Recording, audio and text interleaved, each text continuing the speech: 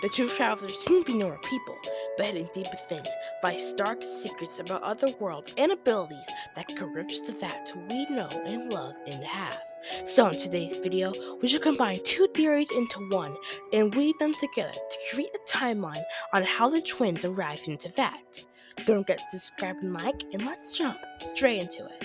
So where did everyone's favorite traveler come from? Well, we know that Ether and Lumine lived in a different world, but we know something happened to that world, a calamity, something similar to Kanya. A darkness came that the people for years have been trying to stop from coming, but the world was over. There was no way that they could save this world, and so the rulers of this world, possibly Ether's parents, set them off on their journey across the stars to find a world suitable for them to live. Now, we know the Primordial One created Teyvat, or changed Teyvat when it was inhabited by dragons. My theory is that the Primordial One was the original creator of this world that Ether and Lumine came from, and it's possible that's why they have this light power. That this light power is the same light power that the Primordial One used to change and form Teyvat alongside his shades, or her shades, So Lumine and Ether would travel the stars until eventually they would both be captured or fell asleep, and then they would find their way into Teyvat. And that's it for the video. Make sure to subscribe and like, and I'll see all of you guys next time. See ya! No, we're actually not done yet. You see, even though we placed out the normal timeline of what happened and how they made it to Teyvat, I want to theorize more about the siblings' worlds, and I want to find out what their place in that world really was. From what we see, the siblings seem to be very skilled at swordsmanships. It makes me think that in this original world, they were royalty. It makes sense why Lumine fit in with the Karian so much, because it must have reminded her of her home so much. My theory is that they didn't just leave, they left their home to find a place to revive it. This is why Ether wants to gain everything he wants from Teyvat, to gain back his powers, and to keep going, so he can eventually come back to his homeworld and find a way to revive it from whatever calamity happened there. But this isn't what Lumine wants. Lumine found her place in Kanya, and she wants to stay there. But what is it that Ether is trying to revive, that Ether is trying to protect? Well, from a small amount of do know about their home, it seemed to be a beautiful place. It seemed like some type of celestial planet that was filled with light. Just how we see in Teyvat, every land has the archons and the different types of elements. It's possible that Ether's and Lumine's homeworld also has something like this, and this also proves my theory that the Primordial One actually came from this planet. Because you see, the reason why that I think the Traveler can touch these elements without using a vision is that they have remains of the light power, the original power where all the elements of Teyvat came from. If the Primordial One did create Teyvat and did create the elements using the light element from Ether's planet, it makes sense that Ether would be able to be able to communicate with the statues and be able to gain the different elements without having to use a vision. And that's eventually gaining the power, all the powers that Primordial One had, he will be able to gain back his light power and become almost like the Primordial One. I think the Primordial One is actually a line of people.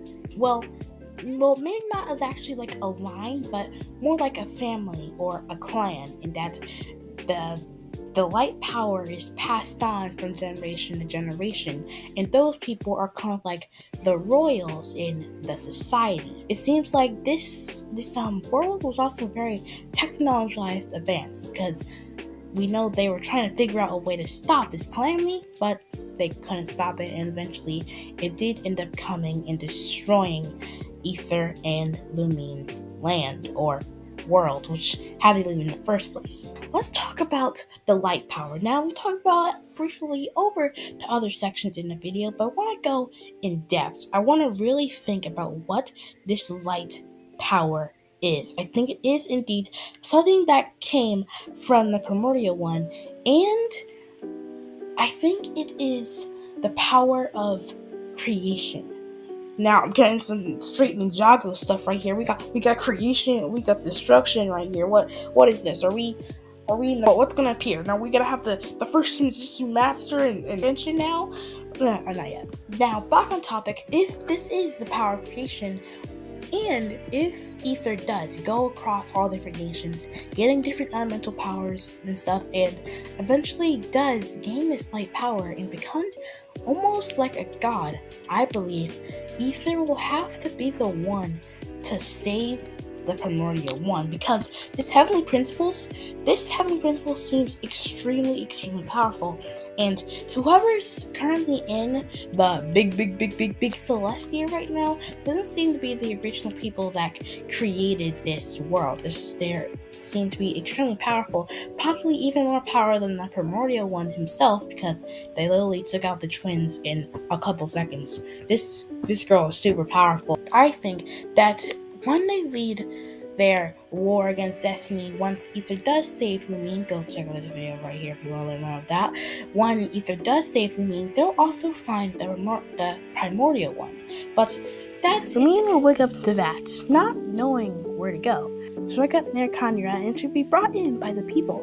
The people would accept her and treat her as their own, even make her their princess. But this is where the first part of my theory really begins. You see, some people say that Kanya was destroyed while Lumine was still currently living in it, and this is why she set up on her journey. But I disagree, because when you see Lumine coming back when Kanya is being destroyed, she has the white glow in her armor, the white glow we saw when the siblings both had all of their light powers, or whatever powers they have, back. And we know when Ether woke up, he no longer had this white power because he had lost all of his powers that he had. So it makes sense that Lumine wouldn't have this currently, but for some reason she does, which means she had begun her journey through the other 5 nations before coming here. So we can expect that Lumine would stay in Kanya for a little bit and eventually set off on her journey through Teyvat alongside Dainsleif. She would regain her powers, going through every nation, possibly doing incredible feats in those nations, just how our traveler as well. She would gain her abilities back and travel with Dainsleif, as we see when they meet the founder of the Abyss. But then that brings up something else. The founder of Abyss was a Kanyan after the destruction of Kanya, and this means that Lumine and Dainsleif had to go on their journey after Kanya's destruction, which means that, unlike the Traveler, Lumine must have never went asleep in the first place and kept her powers. So, Kanya was destroyed. Lumine and Dainsleif would then set out on their journey throughout Teyvat. They would go through Mondstadt, Sumeru, where they would eventually meet the Abyss Princess. Peter. Chances are their journey would continue as normal. They would go to Fontaine, Nadlin, and then eventually said Snaya, where something must be revealed in Snaya about Dainsleif. This is probably where Lumine and Dainsleif would fall out and both go their separate ways.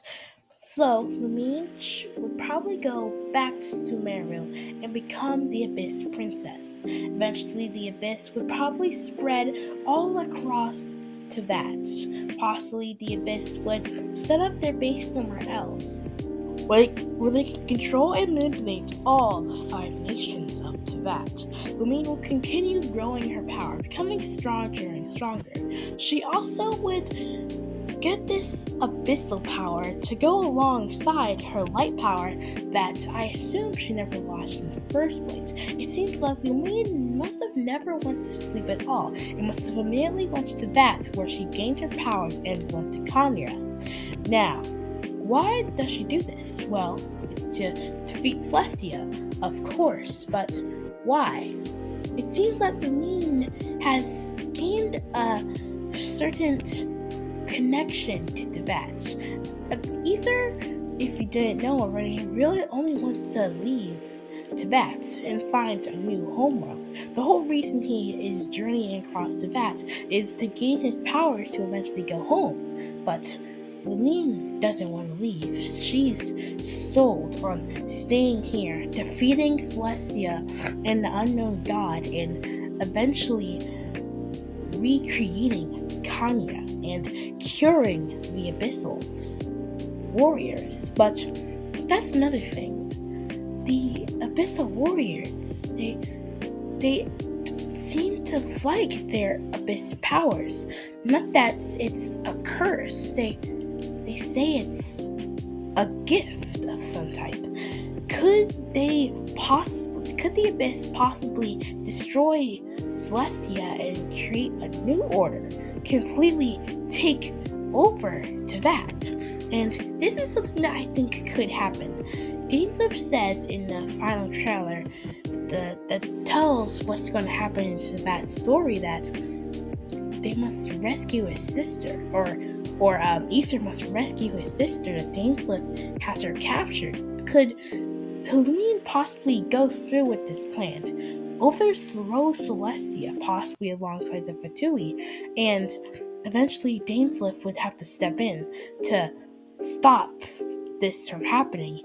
Would Ether join the Abyss, join his sibling in overflowing Celestia? Well, I don't know.